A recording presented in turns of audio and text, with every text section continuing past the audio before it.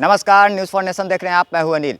राजधानी पटना में एक बार फिर से अपराधियों का मनोबल बढ़ता हुआ दिखाई दे रहा है। वहीं दूसरी ओर पुलिस की मुस्तैदी भी इसमें काफ़ी मजबूत नज़र आ रही है। अगर इसी कड़ी की बात करें तो पटना के रामकृष्ण नगर थाने से 2 अपराधी हथियार के साथ गिरफ्तार किए गए हैं। बताया जा रहा है कि फाइनेंस कंपनी और बैंकिंग सेक्टर में काम करने वाले रिकवरी एजेंट के रूप में ये दोनों, एक बाढ़ के रहने वाले आर्यन और एक रामकृष्ण नगर थाना क्षेत्र के ही रहने वाले युवक के पास से ये सारे पिस्टल, मैगजीन और गोलियां बरामद की गई है। बताया जा रहा है कि ये सभी रिकवरी एजेंट की आड़ में कहीं ना कहीं लोगों से पैसे उगाही का काम किया कर रहा था, जिसकी सूचना पर पुलिस ने दबिश दी है और इन दोनों युवकों को गिरफ्तार किया है।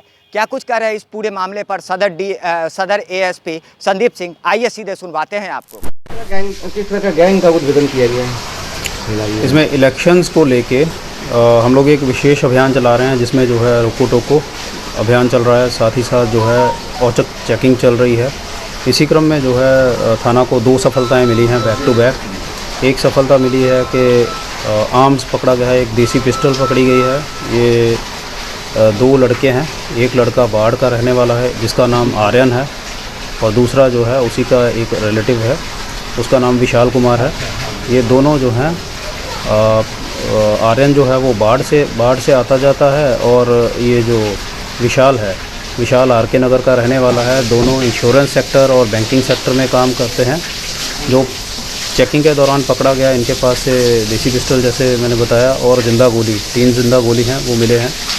ये लोग जो पूछताछ के क्रम में पता चला है कि वर्चस्व के लिए अपने पास ये हथियार तकरीबन 1 साल से रखे हुए हैं और इसी 1 साल में जो नवंबर 2021 से इन्होंने, ये बताया जा रहा है कि बिहार शरीफ से कहीं से ओरिजिन ट्रेस हो रहा है, तो वहाँ से हम लोग करवा रहे हैं पता।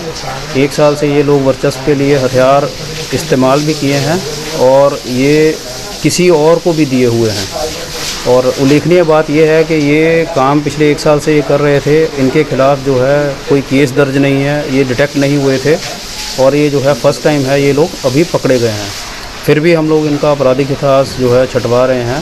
तो अभी हमको जो इन्फॉर्मेशन पता लगी है, ये बहुत सतर्कता से अपना काम कर रहे थे।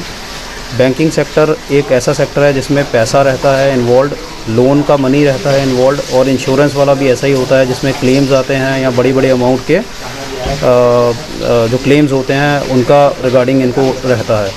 तो संभावित तौर पे ये एक ऑर्गेनाइज्ड टाइप का क्राइम जो है इसमें संलिप्त पता चल रहा है, जिसमें ये लोग अपना हथियार का बल दिखा के, और इन्होंने खुद भी बताया है कि ये वर्चस्व को लेके बेसिकली, कि किसी का बैंकी का काम अड़ रहा होता है तो उसको जो है हथियार दिखा के या जो है अवैध तरीके से ये लोग जो है कार्यरत करवाते थे। ये है रिगार्डिंग हमारा आर्म्स का। और दूसरा गिरफ्तारी आर.के. नगर से ही हुई है। इन्होंने बताया है कि इनके गैंग में और कितने लोग हैं?